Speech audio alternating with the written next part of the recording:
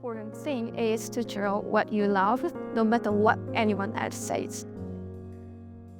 It doesn't make any sense, this design.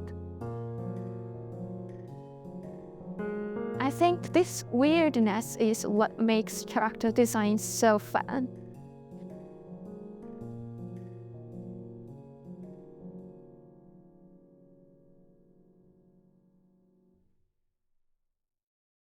Hi everyone, how's it going?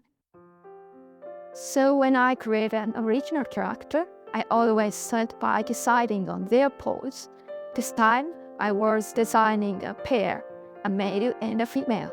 So I made sure their physics and outfits balanced well when standing side by side. And this time, I'm just going all out with everything I love. Something like cyborgs, cyberpunk vibes. Once I've settled on the character's pose, I started gathering inspiration to expand my vision.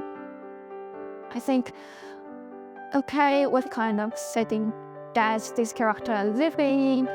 And then use reference images to build the world in my mind. And by the way, here are some works that have already influenced me, like Evangelion, Xena Saga, Seven Gears, Ghost in the Shell, and Cyberpunk. And personally, if I keep reference materials right in front of me while drawing, I end up copying them too much. So when I gather inspiration, I really focus on absorbing it, like burning my favorite elements into my memory instead of constantly looking at them. Rather than fixing on a single image, I take in the overall vibe, and once I've got a good feel for it, I start drawing before I forget. After absorbing inspiration, there's a technique I highly recommend, which I actually learned from another illustrator lately. Before drawing your character at full scale, sketch them really, really small. This method is fantastic. The illustrator originally recommended for drawing in general, but I found it incredibly useful for character design. By starting small, I can quickly design on the balance and colors. Seriously, try it out even for regular drawing. Just sketch tiny without focusing on facial details, only the shape and vibe. This is especially handy when designing pairs, since it helps set up their positioning and color balance super easily. And once I have a rough image in mind, I dive into sketching loosely. At this stage, I'm just focusing on balance without worrying about how each part actually functions. Now for the color. Following the plan I had earlier, I adding some punk-inspired colors, maybe two-tone here. For the body, I might use the same orange as the jacket's accent. And I definitely want to bring in some of that purple from the hair somewhere else. The shoes look too sleek right now, so I'm thinking of making them clunkier, something like an astronaut's boots.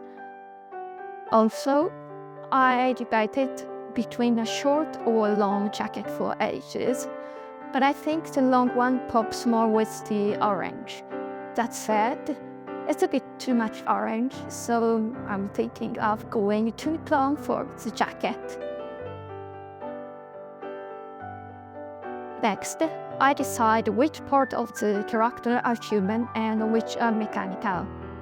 For this one, I knew from the start that I want her to wear a jacket and to have exposed joints between her cybernetic legs and real body.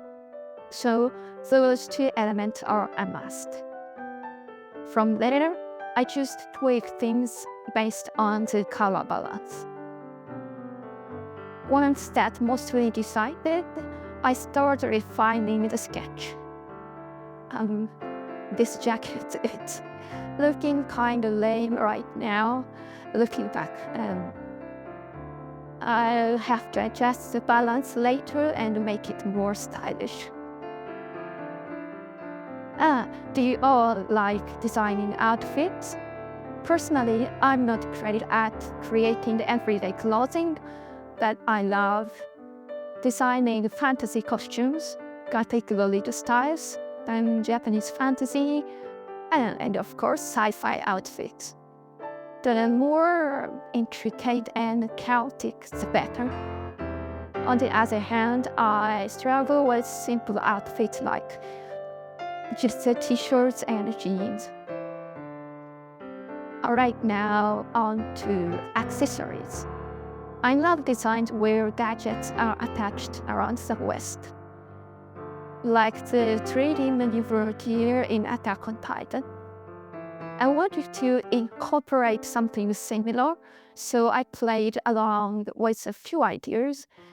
At one point, I imagined these 3 black clouds on the waist that would unfold into extra legs while running. I was super excited about the idea at this stage, but later, it turned out to be a disaster when I actually drew it, so I scrapped it.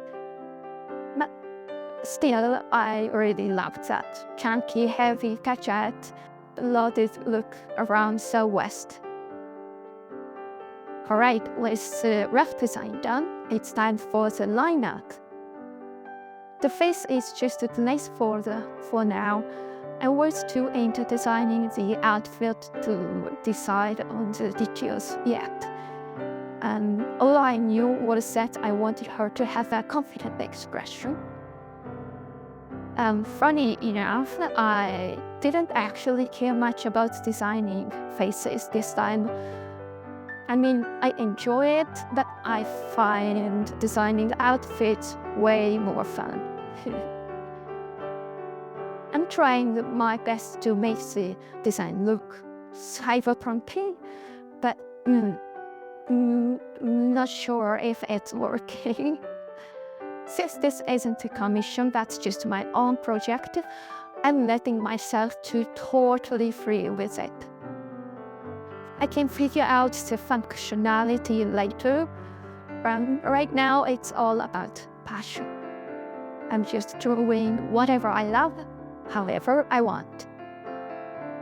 And yeah, I've ended up with some weird stuff, but I'm having the best time.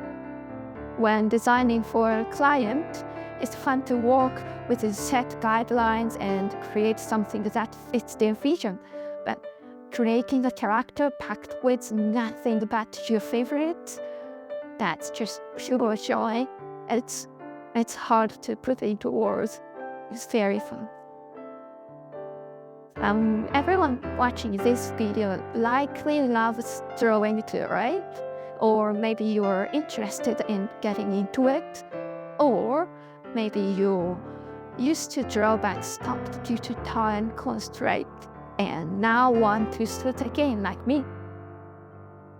No matter what, the most important thing is to draw what you love, no matter what anyone else says. There's nothing more fun than that. Oh, by the way, I love drawing female chests.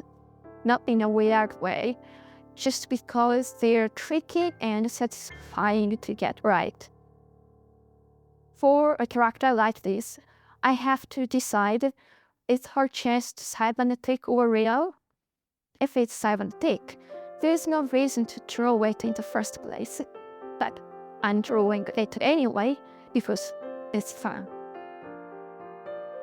While I was actually drawing, I was really thinking about this thing.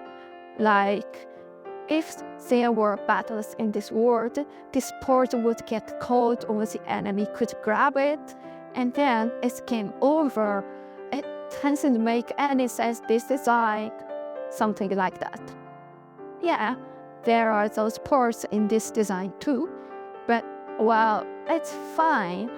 I personally think that in the world of design, it's okay if it's not very realistic. You can find the creator's passion in those kind of unrealistic details, actually. For example, if I were told to create a strong android, design wouldn't matter that much. It would definitely be some tiny things like a tick that would win. You could sneak it into the enemy camp, have it melt their body with acid or poison, and then you wouldn't need guns anymore. If you start thinking like that, it's kind of boring. So for this design, look at this. The gimmick with the legs right now as I'm drawing it. If I show where the organic leg and the mechanical part connected, it would be a weak point. If that gets hit, the whole thing would be over, right? So you want to hide it. But in this case, I'm showing it, intentionally showing it. I think this weirdness is what makes character design so fun. You cram all your passion into it. Cram in as much as you can and letting people feel the passion of it. That's the essence of character design, or at least that's what I think. And I forgot to mention it. It might be obvious now, but if you look at the right side of the screen, you see there are lots of layers, right? I split the layers into different parts because I wanted to animate this later. I'm not planning any intricate animations, so I've only separated the absolute necessary parts. Just in case anyone wonders why are there so many layers, I'm letting you know in advance. For regular illustrations, you can do the line art in just one layer. About the gadget, like mechanical parts on the west from the rough sketch, when I actually tried drawing them, they turned out looking really clunky. I think it's just my design skills that weren't quite there, but it ended up being way too messy, so I scrapped it. It's a shame. Instead, I decided to add a mask to the face to make it look more cyberpunk. At first, I wasn't planning to put one on, but after seeing the design finished, I thought it would look better if it was more mechanical. So I added a mask to the face.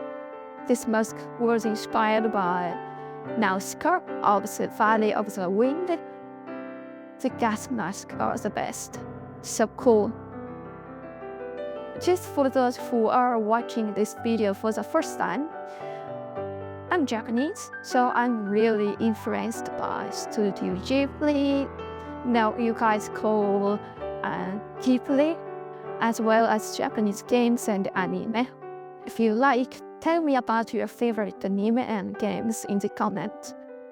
And what kind of designs do you like? Anyways, if any of you want to draw your own original characters, try packing all your likes into it and give it a go. As for the color process, I'm not sure if I'll make the video of that, but if I end up posting it in the future, be sure to check it out.